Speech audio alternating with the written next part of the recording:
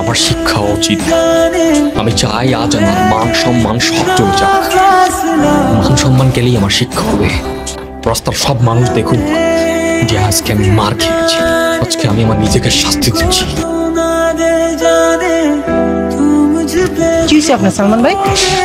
শরীরে তো দাগ কি? আমার গার্লফ্রেন্ডের বাপ আমার পিটিয়েছে। আরে হয়েছে। স্যার আমি আমার নিজে আপনাকে একটা মিষ্টি খাওয়াতে চাই। তাহলে তুই ডাবিতে চান্স পেয়ে গেলি না? জি স্যার, সবই আপনার দোয়া। আমার পূর্ণ বিশ্বাস ছিল। আমি তো ইলাকে সবসময় বলতাম সালমান চান্স পাবেই পাবে। আমিও করবো। দেখা যাবে।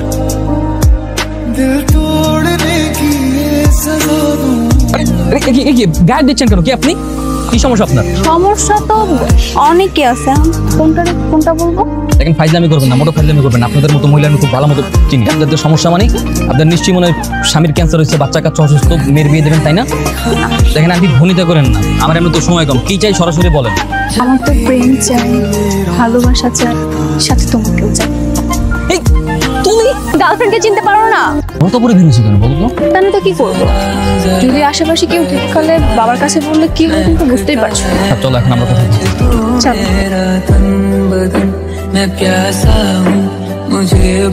বাবাকে প্রস্তাব পাঠাবো।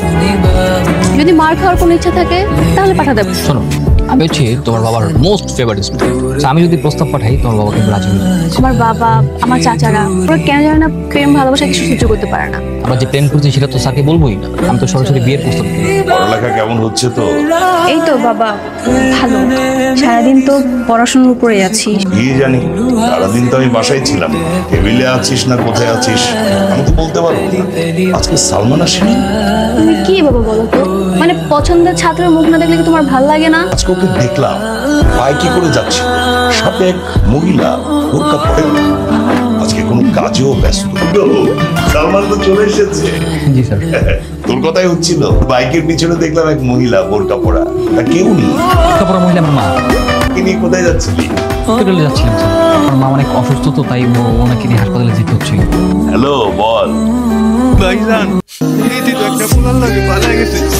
পালিয়েছে? তোমার সাহস? এই ছেলের সাথেও পালিয়েছে? দুইটাকে কেটে টুকরা টুকরা করবো আমি। কি হয়েছে বলো? আরে আমার চাচাতো বোন মানে বিথি ওর বয়ফ্রেন্ডের সাথে পালিয়ে গিয়েছে। কি সাহস তো? আচ্ছা এখন তোরা কোথায় আছিস? এই তো হোটেলে। আর বলিস না, একটা সমস্যা হয়ে গেছে। তুই আমাকে একটা হেল্প কর না বোন। 2টা বোরখা আর কিছু টাকা এনে তুই হোটেলে দিয়ে যেতে পারবি? আচ্ছা ঠিক আছে, আমি ভেবে দেখছি কি করা যায়। তুই কোনো টেনশন করবি না। হ্যাঁ আমাকে তো এখানে নিয়ে যাবেন। অ্যাঙ্কর হোটেলে নিয়ে যাবো মানে কি বলতেছো? নাউজুবিল্লাহ আস্তাগফিরুল্লাহ। না ঠিক অসম্ভব। তোর জন্য বলছি না, আমার বোনের জন্য বলছি। ব্যাগ দিতে যাবো, মানে এই ব্যাগটা দিতে যাবো। না না না না, কখনোই না। ওইখানে তো যেতেই পারবো না। স্যার জানতে পারলে আমার পুরো মেরেই ফেলবে। আমি স্যারের বিশ্বাস কখনো নষ্ট করতে পারবো না। আমি স্যারকে এখনই ফোন দিয়ে সব জানিয়ে দিচ্ছি। তুমি আমাকে ভালোবাসো না? ভালো তো বাসো। চলো না প্লিজ। আচ্ছা ঠিক আছে চলো। চলো। আচ্ছা আপনাদের এখানে রুম অ্যাভেলেবেল আছে?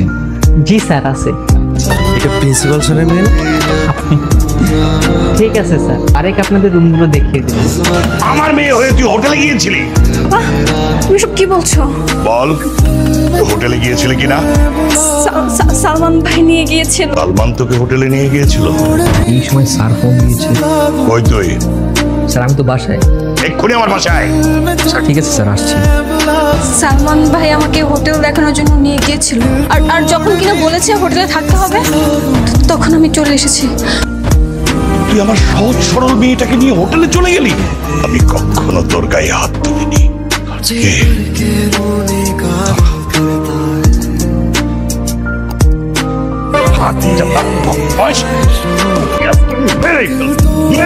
আমি তোকে নিজের ছেলের মতো বিশ্বাস করতাম, তুই এই কাজ করলি।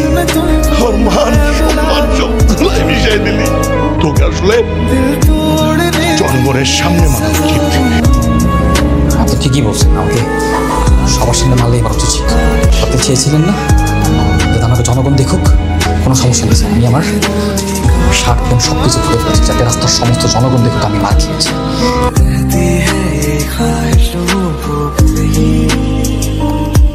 जब भी ये दिल मेरा